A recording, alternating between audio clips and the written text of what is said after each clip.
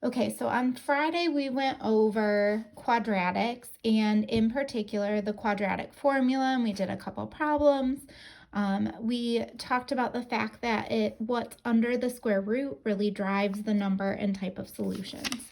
So we're going to talk today about the discriminant, which is that piece that's under the square root. So it doesn't include the square root, it's just the piece that's under it. So this b squared minus 4ac. So when b squared minus 4ac is greater than 0, then we have two real solutions.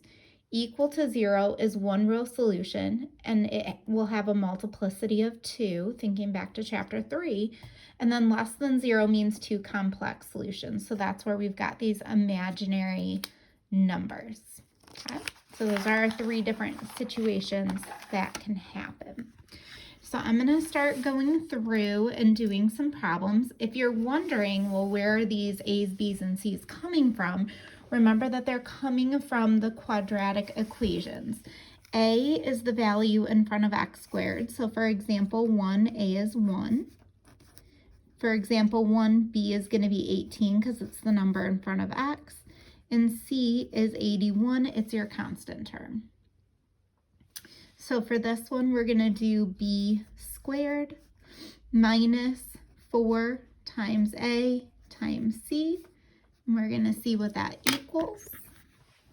Let's see, there's Pinky. Come here, Pinky, the calculator. All right.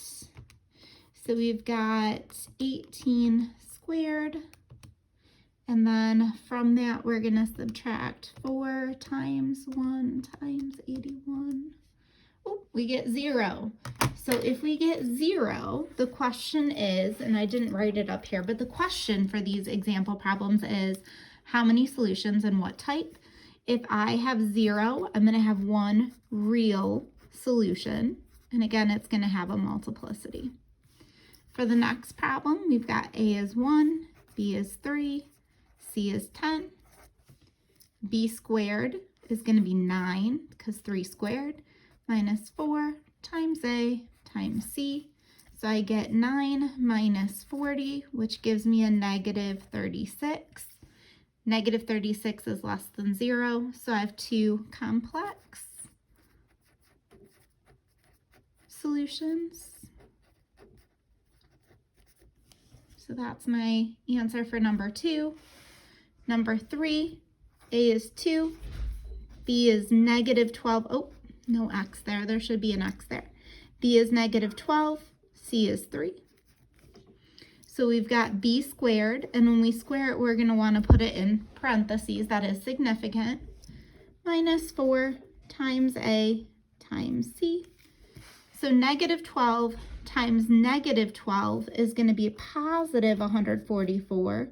Minus 4 times 2 is 8, times 3 is 24.